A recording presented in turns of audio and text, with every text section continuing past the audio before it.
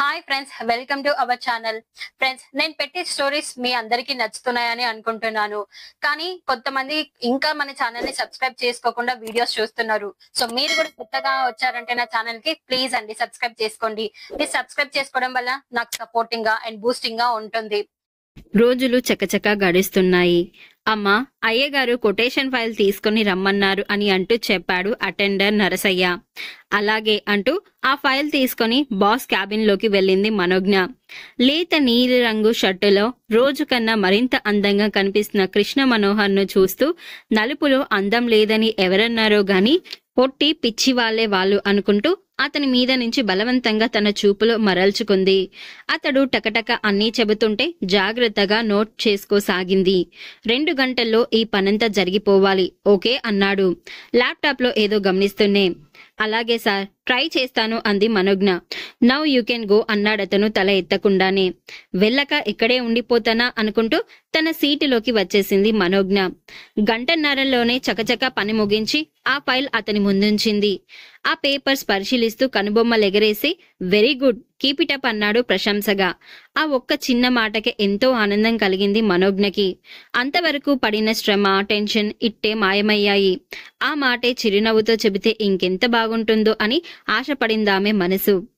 నిన్న 10 నిమిషాలు లేటుగా వచ్చారు, ఇవాళ 5 నిమిషాలు లేటుగా వచ్చారు. ఇది రిపీట్ కానీయకండి అని సున్నితంగానే అయినా ఖచ్చితంగా అన్నాడతను. ఆ మాటలు కష్టంగా తోచినా సరే సార్ అనుకోకుండా ట్రాఫిక్ జామ్ కావడంతో అని అంటుంటే ఆమెనిక మాట్లాడనీయకుండా అవన్నీ గెస్ చేసుకుని కాస్త ముందుగా బయలుదేరాలి అన్నట్లు డ్రైవింగ్ వచ్చా అని అడిగాడతను. ఓహో, రాదు అని చెప్పిందామె. రాదా? వస్తే ఏ స్కూటీనో ఇప్పిద్దామనుకున్నాను. సరే, ఈ లెటర్లన్నీ డిస్పాచ్ సెక్షన్ కి పంపించండి అన్నాడు. సరే సార్ అంటూ ఆ లెటర్స్ ని ఫైల్స్ ని అందుకుని వచ్చేసింది తమ సెక్షన్ లోకి. 3ంటికి పర్మిషన్ తీసుకుని ఆఫీస్ నుంచి తిన్నగా దీప్తి దగ్గరకు వెళ్ళిందామే. హాయ్ మను, ఎన్ని రోజులకి అంటూ మనోజ్ఞకి ఎదురొచ్చింది దీప్తి. నువ్వు చిలక్కి చెప్పినట్లు చెబితే వినలేదు, మా బాగా బుద్ధొచ్చిందిలే అంది మనోజ్ఞ. ఏమైందే, జాబ్ కష్టంగా ఉందా అని అడిగింది దీప్తి ఆమెకి చల్లటి మంచినీళ్లు అందిస్తూ. నువ్వు స్కూటీ నేర్చుకోమంటే నాకెందుకులే అన్నాను, కానీ ఈ సిటీలో నెగ్గుకు రావాలంటే డ్రైవింగ్ నేర్చుకోవడం కంపల్సరీ అని తెలిసి వచ్చింది అంటూ కృష్ణ మనోహర్ అన్న మాటల్ని చెప్పింది. అయితే ఇకనే ఎప్పటి నుండి వస్తావు మరి అని అంది దీప్తి. మీనమేషాలు లెక్క పెట్టడం దేనికింకా, రేపెలాగూ సండేనే కదా, ఇవాల్టి నుంచి నేర్పించే. ఒకవేళ పడి ఏ దెబ్బలన్నా తగిలితే రేపు రెస్ట్ తీసుకుని తగ్గించుకోవచ్చు అంది మనోజ్ఞ.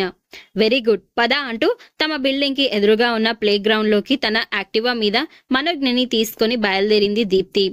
4-5 గంటల వ్యవధిలోనే డ్రైవింగ్ నేర్చుకున్న మనోజ్ఞ భుజం మీద గట్టిగా చరిచింది దీప్తి అభినందనగా. తల్లి, నా జబ్బలు ఊడేలా కొడితే ఎలాగే అంది మనోజ్ఞ అలసటగా.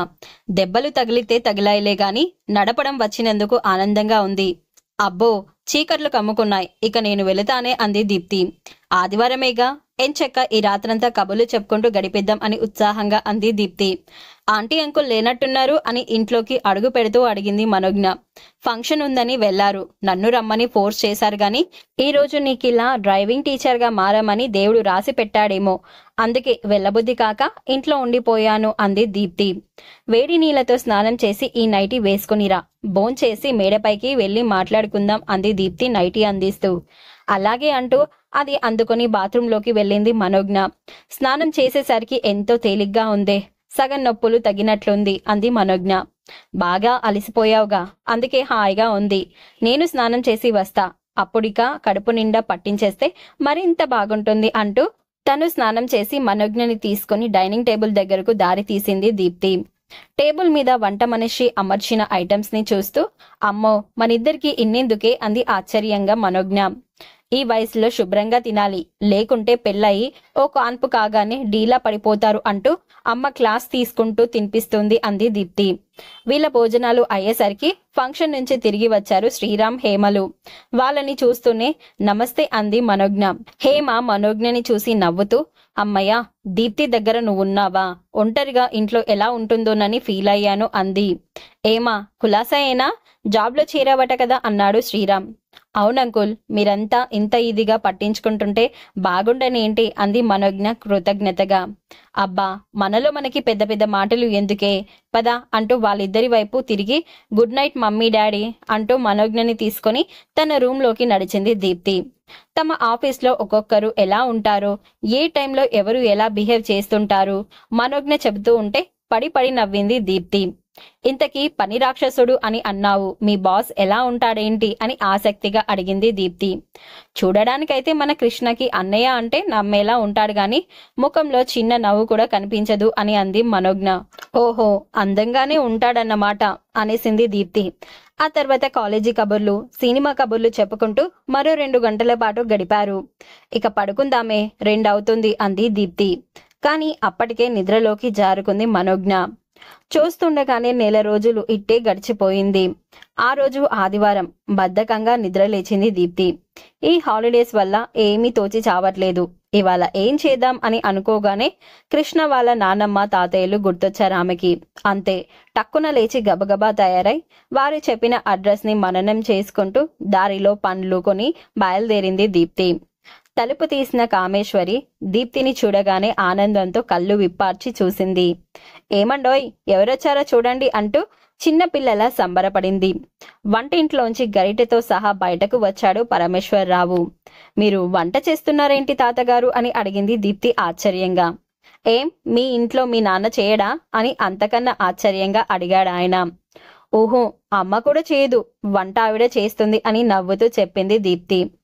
సరిపోయింది, కనీసం టీ పెట్టడమైనా వచ్చా నీకు అని అనుమానంగా అడిగింది కామేశ్వరి. నాకు కుకింగ్ అంటే చాలా ఇష్టం అమ్మ. టీవీలోని కొత్త రెసిపీలను అప్పుడప్పుడు ట్రై చేస్తుంటాను అని అంటూ చుట్టూ చూసింది కృష్ణ కోసం. కృష్ణ కోసమేనా? వాడి ఇంట్లో ఎందుకుంటాడు? లోకోద్ధారకుడు కదా.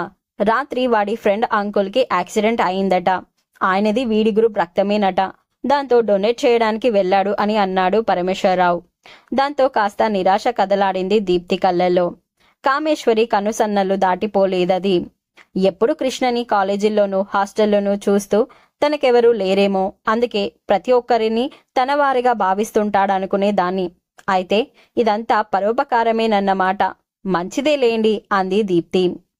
మంచిదే గాని అదో వ్యసనంలా మారిపోయింది. 3 ఏళ్లు మేం మా అబ్బాయి దగ్గర అమెరికాలో ఉండి వచ్చాం. వీడేమో ఇండియాని వదిలి రాలేనంటూ ఇక్కడే ఉండిపోయాడు. ఒంటరిగా ఎందుకని ఫ్రెండ్స్ రూమ్లోనే ఉంటూ వచ్చాడు. మేము తిరిగి రాగానే ఇంటికి వచ్చి మాతో ఉంటున్నాడు. కానీ బయట ఉండడమే ఎక్కువ అంది కామేశ్వరి. మరి ఆంటీ అంకుల్ ఇక్కడికి రారా అని అడిగింది దీప్తి. మా కోడలు యాక్సిడెంట్లో పోయిందమ్మా. ఇక్కడ ఉంటే ఆవిడ జ్ఞాపకాలు బాధిస్తాయని అమెరికా వెళ్ళాడు 10 ఏళ్ల క్రితమే. మేం అప్పుడప్పుడు వెళ్ళి చూసొస్తుంటాం. తల్లి లేని పిల్లాడని గారాబం చేస్తే వీడిలా తయారయ్యాడు అన్నాడు పరమేశ్వరరావు నిట్టూరుస్తూ. అయ్యో అలాగా అని కించిత్తు బాధగా అంది దీప్తి. అందుకే కదమ్మా ఇంటి పని వంట పని చేసుకోలేకపోతున్నాను. పెళ్లి చేసుకోరా, నాకు ఈ బాధ తప్పుతుందంటే వినిపించుకోడు. పని మనిషిని వంట మనిషిని పెట్టుకుంటే ప్రాబ్లం సాల్వ్ అవుతుందిగా అంటాడు. నాకేమో అది ఇష్టం లేదు అంది కామేశ్వరి. అప్పుడే పెళ్ళెందుకులే అమ్మమ్మ, జీవితంలో సెటిల్ అవ్వాలిగా అంది దీప్తి. నిజమే, వీడికో ఉద్యోగం వచ్చినా బాగున్ను, ఈ గాలి తిరుగులు తగ్గుతాయి అందామె కచ్చాగా. చూసావమ్మా, ఇది వరస. ఈవిడేమో గాలి తిరుగుల్లో అంటుంది, వాడేమో ఎవరి స్వార్థం వాళ్ళు చూసుకుంటే ఎలా అంటాడు. ఇద్దరి మాటలు కరెక్టే. ఎవరి తరపున మాట్లాడాలో తెలియక నేను బాధపడుతుంటాను అన్నాడు పరమేశ్వరరావు. దాంతో దీప్తికి ఏం మాట్లాడాలో తోచలేదు. టాపిక్ డైవర్ట్ చేయడానికి, ఇంతకీ మీరు ఏదో వంట చేయబోతున్నారుగా అంది. బిసి బెలావత్ చేశాను, అందరం కలిసి తిందాం అన్నాడు అతను. మరి ఆ తర్వాత ఏం జరిగిందో తెలుసుకోవాలంటే నెక్స్ట్ ఎపిసోడ్ వినాల్సిందే.